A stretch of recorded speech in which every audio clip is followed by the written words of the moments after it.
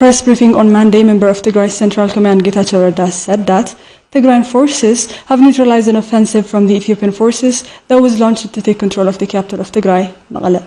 Getachew also stated that Tigrayan forces are not interested in capturing territories, but they will continue to engage in the fight until there is no threat posed on the safety and security of the people of Tigray. So they probably thought our defense lines were thinner in the south, and that would put them in a better position to march all the way on Mekelle easily, probably, but ultimately the right answer could only be gleaned from them, and they are the ones who know why they did what they did. But they launched it. They launched an offensive. We defended our position for 2 consecutive days, and the afternoon of the third day, we were able to effectively resist their offensive, and we set out to launch a counter-offensive. The rest, as I say, history. And most of northern Wollo now, as we speak, is a significant portion of northern Wollo is under our hands. We're not particularly interested in controlling this area or that area, but as long as the forces that were unleashed against us are ready to threaten the safety and security of our people, we'll continue to take appropriate measures to neutralize that threat. Whether neutralizing that threat would take us to some part of Amhara or Afar is an entirely different matter. And what's our objective? It's about ensuring the safety and security of the people of Tigray and making sure that every territory of Tigray is back in the hands of Tigray. Whether that happens peacefully or through military means is an entirely different. The international community needed to be reassured that we're not just a bunch of trigger-happy people who would shoot at any incident that involves shooting. Because we knew the people of Tigray deserve peace, and we knew every day that we spend in peace will be in the best interest of the people of Tigray. We need food aid, not because the people of Tigray were not able to feed themselves, but simply because our enemies imposed a situation that has made it almost impossible for the people of Tigray to survive without food aid. Okay, so at least that would give us enough reason to tolerate any simple provocations from here and there. And Getachew Reda highlighted that Eastern Command of the Ethiopian National Defense Forces had joined the Eritrean army to launch another round of a genocidal campaign against the people of Tigray. Getachew said ENDF's alliance with the Eritrean army is a clear indication that Abiy Ahmed and his government are more interested in attacking Tigray rather than defending the people of Amhara and its territory.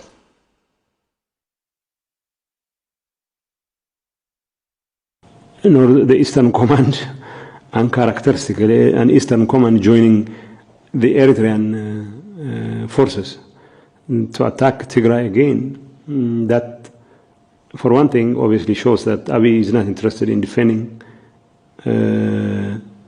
Amhara or Afar. So it's left to our decision then. Then he wants to make sure that we don't have access to Sudan. We don't have access to the outside world, although he keeps blaming Ethiopia's historical enemies for supporting us. I don't know who those historical enemies are. The usual suspects, of course, are Egypt and Sudan, I guess. I would say Abiy has done more than anyone else to prostrate himself before these authorities to do their bidding. I honestly wouldn't mind getting support from anyone as long as it helps secure my people. What's unfortunate is we're not in a position to get the support because we are under a 24/7, 360-degree blockade, courtesy of Abiy Ahmed and his partners in crime, the Eritrea. But it's very unfortunate that Abiy prefers the Amhara region to be the theater of war. In fact, that raises a question why, rather than sending the Eastern Command, which should have been in the eastern part of Tigray, to cross the border to Eritrea, so they could coordinate their efforts with the Eritrean regime and probably launch the second or third round of their genocidal campaign against Tigray. How that will turn out in practice remains to be seen, but the intention obviously is clear. Abiy doesn't have the slightest of intentions to defend the people of Amhara or Amhara territory. So whether we like it or not, as much as he wants the Amhara people to contribute their sons and daughters in defense of a cause that does not in any way reflect their choices, it does not in any way promote their interests, but something that promotes the interest of Abiy and a few oligarchs who want to profiteer from the plight of the people of Amhara, and of course, obviously, the plight and the fate of the people of Tigray and the rest of the Ethiopian population as well. Asked about allegations by WFP's chief David Basley that the government of Tigray has stolen fuel tankers belonging to the World Food Programme, Getachew said the government of Tigray has only demanded the fuel it had lent to WFP for humanitarian operations. Recalling the chief's silence when Afar militia had attacked WFP's trucks, Getachew said it is inappropriate for an executive director of such a humanitarian organization to take sides in such a political agenda. What the timing and the intensity of or the passion with which Executive Director David Beasley attacked us raises so many questions. Executive Director Beasley had never uttered a word, not even a single word, when 4 months ago, after the cessation of hostilities agreement, Afar militia forces, probably at the behest of Abiy Ahmed, attacked WFP trucks destined for Tigray and ransacked WFP cargo in a manner that would shock the conscience of any sane people, let alone the executive director of WFP itself. He didn't say a word. He didn't say anything. If stealing was something we had proclivities for, we would have stolen WFP resources in Kombolcha when we assigned a division to protect WFP warehouses. There was, despite a clear and realistic possibility of starving people in that part of Amhara, to ransack WFP warehouses. Even fighters whose parents were not able to feed themselves in Tigray because Abiy Ahmed imposed a siege, took upon themselves to protect warehouses that belonged to WFP and CRS. An outrageous accusation was leveled against us when Abiy was attacking our positions, was launching an offensive and defending our positions. Simply speaks volumes about where these people's loyalties are. So it took the attention away, not from the invasion that was being visited upon us, not away from the offensive that was launched against our forces. It put the attention squarely on something that should not have merited any media attention in the first place, because it could have been resolved with close discussion with WFP officials here and Tigray Trade Industry Bureau officials here. But they chose to blame the victim for spurious reasons. And it doesn't look good when the executive director of a very celebrated humanitarian organization to try and take a side on a very sensitive political issue that has far-reaching ramifications. The first airstrike since the declaration of humanitarian truce was conducted on Friday, August 26, killing 7 civilians, including children, and injuring scores more. Our reporter Sablo Lama visited the area of the attack and spoke with children survivors of the airstrike that have been left traumatized. Airstrikes on civilians and their properties have been the main characteristics of the war on Tigray, with the Ethiopian government constantly bombarding residential areas, IDP camps, schools, hospitals, and recently, children's playground. On Friday, August 26, the first airstrike since the declaration of a humanitarian truce in late March would target children's recreational area in a residential area, killing 7 civilians, including 2 children, and injuring scores more. When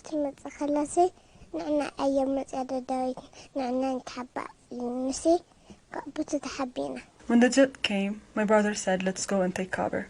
Then we tried to hide around the corner. While doing so, it threw its bomb. Aryam Haftom here is a 6-year-old survivor of the deadly airstrike that killed her 10-year-old brother, Barakat Haftom. Aryam is too little to understand the death of her brother, as this whole experience has left her traumatized. Me and my brother were playing in the playground when the jet came. I was very scared when this happened. We tried to run and take cover. Then it dropped its bomb. After that, I was hit on my hand, leg, and head. I tried to move, and my uncle came and took me to the hospital. My leg hurt a lot. Now I get scared when things make a loud noise. Burhanu Husha, Barakat's and Aryam's uncle, is one of the first respondents of the airstrike. He describes the situation as follows. كحمشت ساعات لفت جزا خيرة تنقل عقني يومي لا وتكاب بري لا يخم اليوم يا هنتشوت. I had met the children at around 5 local time and asked them where they were going. They said they were going to the playground. Then I went to work and returned home shortly. My house is around the area of the airstrike. After that attack, I immediately thought of the children and ran to help them. I found the girl, picked her up, and handed her over to other people. I tried to find Barakat Haftom. I found him dead. It is a miracle that his sister survived. Imagine how it must feel when a 6-year-old child asks you whether her brother is alive or not. Barakat Haftom ይባል ትግዳይ ሓደጋ ኮይኑኒዮ ቱ ቆልዓዚ እዩ ካፍቱ ግዳይ ካፍቱ ሓደጋ ተሪፋኒ ኣምስኡል ነበረት ኣብ ቅድሚኣ እዩ ካብኣ ተፈልይዋለ ይፈልጥ ቆልዓ ድንገት ላርአት ብዓይና ማለት እዩ ተፈልይዋለ ኣሎ ቆልዓ Ta'ammar Girma, Aman Saeed, and Sidona Fasaha are also survivors of the attack who have been scarred for life by the harrowing experience. They recall that day as follows.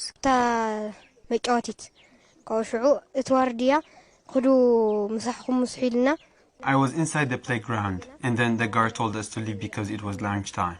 Me and some of my friends left and others stayed. After I walked a little and reached the transformer around the area, the jet hit. I ran and took shelter inside the building. Barakat and Aryam were inside the playground, and Sami, Dawit, and Thomas Tafari were walking by. It feels like a dream. We were living normally, and it was shocking after the jet came.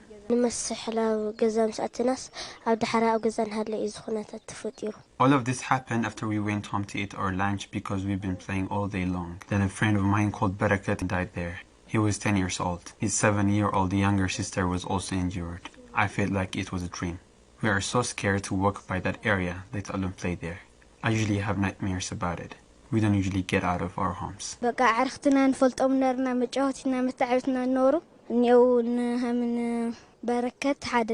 We lost our friends and people we know like Barakat and a neighbor called Sami who was passing by. Now we can't play as usual. We are so stressed and constantly having nightmares. Separated from parents, away from school, and traumatized by such experiences, children in Tigray have been the most affected by the ongoing war. Operation Rescue Ethiopia is an organization that supports orphaned and needy children. The Tigray branch of the organization has now announced that it has been forced to close its doors for the children in Tigray for fear of airstrikes following a recent attack that targeted a children's playground in the city. Mintakidana has more. بزا ጊዜ እዚኣ همዚ ጎይርና ክንከኩሙ ኣኪብና ናይ ምድብና ፕሮግራም ክንካይድ ለይንخلሉ ደረጃ በጽሕና ኣለና. We reached a point where we can't offer you the food services you used to get so far. Founded by Christina and Marciano Tisera in 2000, Operation Rescue Ethiopia is a non-profitable charity organization established to help orphaned and poor children. What started with helping a handful of children at home, Operation Rescue has been able to help as many as 1,000 children across Tigray. However, now, for fear of airstrikes in light of the recent airstrike that has targeted a children's playground in the capital, the branch in Tigray has announced that it is no longer able to support the children. General Manager of Operation Rescue Mekelle branch, Getachew Tesfaye, says, in addition to the problems related to the siege, airstrikes have forced the organization to close its doors to the children in need. We had a daily meal or a daily feeding program, but because of a couple of days, the airstrike bombardment had happened in our city, and it was also bombarded, the civilians and the children, like our children. So it was really heart-touching. It was really heartbreaking for us. So we are not secured to have at our center all these children. 400-500 children at the center. We never know what would happen. Getachew says that the organization was previously able to help more than 1,000 children achieve their dreams, but this has become impossible due to the Ethiopian government's airstrikes on Tigray. In the last 2 decades, we have been already being helped over 1,000 children here in Tigray. So the former children who joined Operation Rescue, by now, most of them, they are graduated from different universities, colleges. Aben Yosef, a 17 years old who was being supported by the organization along with his sister since a very young age, says the organization was a place he could call home. Operation Rescue has been helping me and my sister since we were in kindergarten. They provided us all the support we needed. They gave us food and educational support like tutorial and library service. We left the campus happy every day. The general manager calls upon the world to take action so that Tigrayan children can have a bright future once again. The international community, as soon as possible, intervene and resolve this problem. This problem will be really a long-lasting, and it affects Tigray, it affects Ethiopia, it affects the country, it affects the globe in general. In a statement on Monday, Alliance of Civil Society Organizations and Tigray Aksot condemned the aerial attack by the Ethiopian government in a children's playground in Mekelle that took the lives of at least 7 civilians, including children. The alliance has also condemned the resumption of the war on Tigray and called for an immediate end to the conflict to avoid further bloodshed. The civil societies called on all parties to respect international human rights law and humanitarian law and protect civilians under all circumstances. The statement finally called on the international community to pay enough attention to the war on Tigray and play its role in finding a peaceful resolution to the war.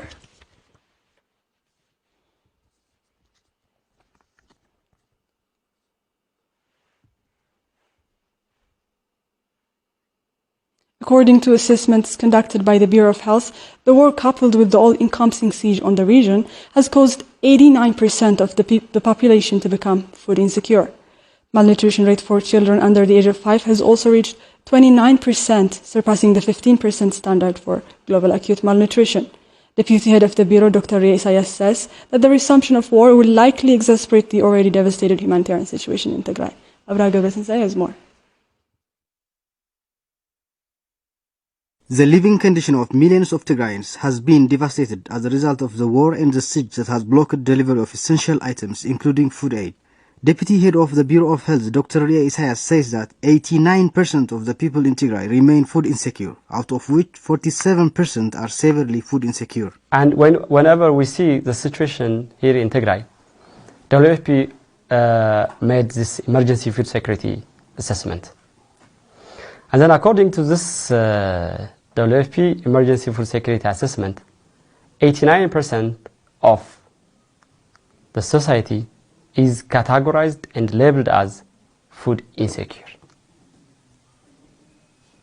And like out of those 89%, those 47% are labeled as severely food insecure.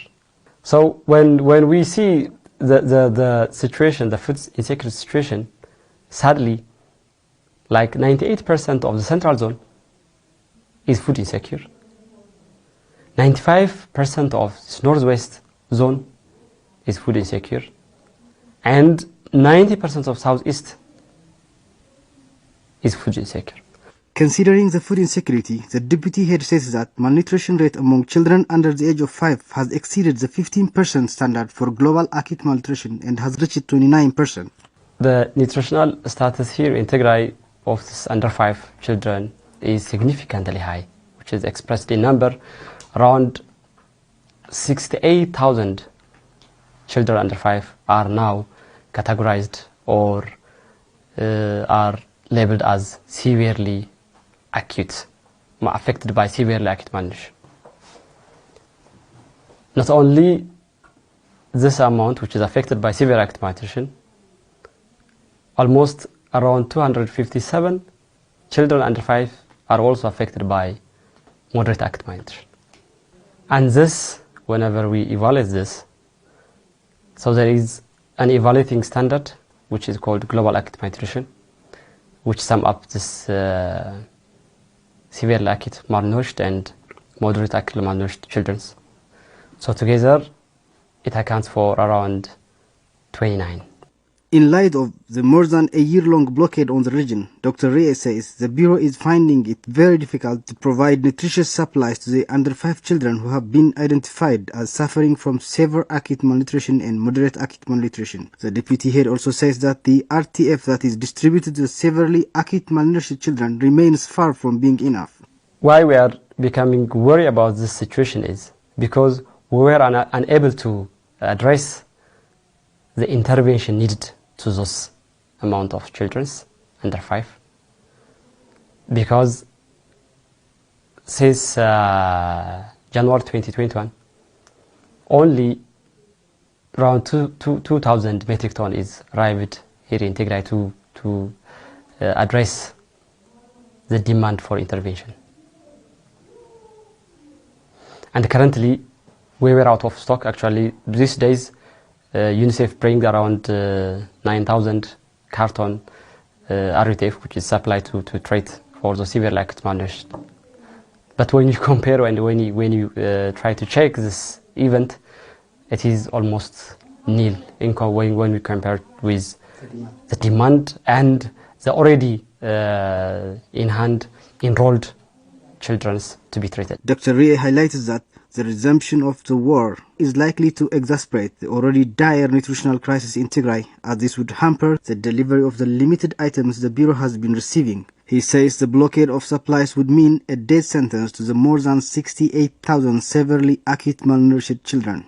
This resumption of war is literally mean those who are enrolled on treatment, particularly those children under 5, is like letting them to be out of this treatment, and then by definition this is letting them to die. So imagine, I'm talking about 68,000 of children under 5. I'm talking about 257 children of under 5 who are malnourished moderately and who are malnourished severely. The deputy head calls on the international community to intervene immediately and save the lives of the thousands of children before it is too late. In this situation, and in this situation where I mentioned the number of beneficiaries who demand the therapeutic intervention, and eliciting war is literally unacceptable, and the international community should intervene and should act. The discontinuation of basic services in Tigray, coupled with the ongoing siege, has led to the devastation of the living conditions of millions across the state, with the situation being even more dire on those with special needs. Our reporters visited the house of Ma'adi Burhane, a 19-year-old girl suffering as a result of the lack of medical supplies associated with the siege.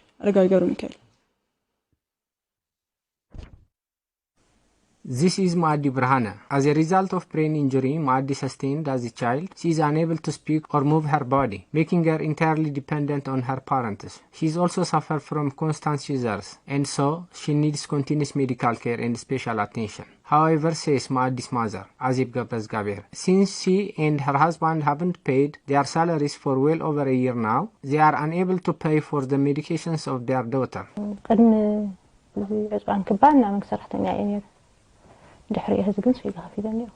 I was a civil servant before the start of the siege, but now I don't work. Because of this, I'm going through a lot of problems like any other Tigrayan. But what makes my condition worse is that I have a child with special needs, and she needs a continuous medical attention. Before the start of the siege, we used to cover Ma'adi's medical and sanitation expenses by ourselves. However, now we're no longer able to provide her with anything, because we have nothing. Currently, Ma'adi is forced to terminate her medication for the seizure as we're not able to afford it. Ma'adi's mother says that her daughter's condition has shown a great improvement before the start of the siege, when she was taking her medication properly. However, now, she says her daughter's condition continues to deteriorate rapidly.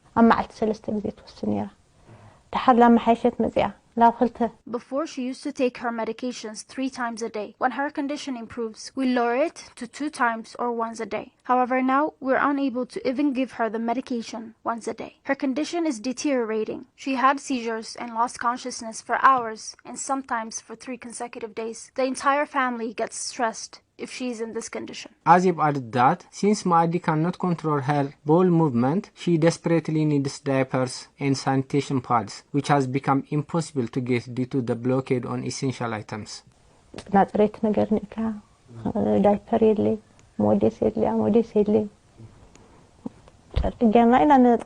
She needs diaper and sanitation pads because she can't control her bowel movement. She cannot also control her urine. Currently, we're forced to use pieces of clothes as a diaper. On top of that, it is very difficult to get soaps and other sanitation materials. We are forced to live with all the hardships. Maadi's story is the story of many Tigrayans who are forced to live under such cruel circumstances, while the international community watches idly by.